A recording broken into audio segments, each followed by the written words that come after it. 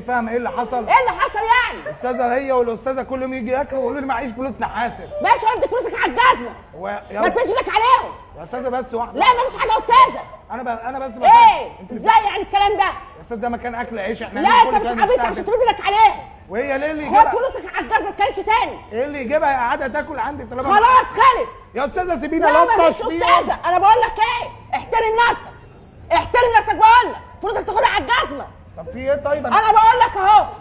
احترم نفسك، احترم نفسك. ما تحطي نفسك مكان. لا بقى ما تتكلمش تاني. ده مكان خلاص أكل لا عيش. خلاص خلصت. ده مكان اكل لا عيش. ايه اعتبرهم اخواتك يا اخي. اخواتي ما يقعدوش ياكلوا لا ما ببلاش. تعملش اللي انت بتعمله ده. احنا هنهزر. لا كده عيب. وانا كل انا بقول لك خلاص مش عايزه كلام تاني. عليهم 5000 هتاخد جنيه. فلوسك. بقول لك ايه ما تكترش كتير. خدهم على الجزمه. عليهم 5000 خدهم جنيه. على الجزمه برضه. انا بقول لك ما تتكلمش تاني. وانا فاتح ما عليهم. تتكلمش تاني خلاص.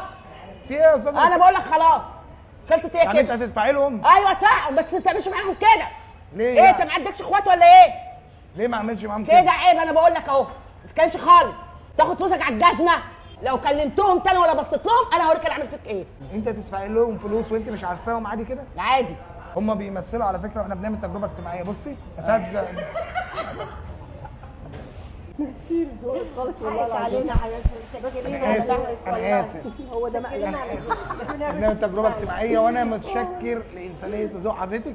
حضرتك انسانه ذوق وكفايه ان انت اديتينا درس كبير جدا والله ان لسه الدنيا فيها خير. وكل سنه وحضرتك طيبه وبمناسبه عيد الام ليكي معانا جايزه كده هنديها لك بس مش قدام الكاميرا. الكاميرا هناك اهي. ممكن نذيع الفيديو ده؟ كنت تكليل. نذيع؟ شكرا.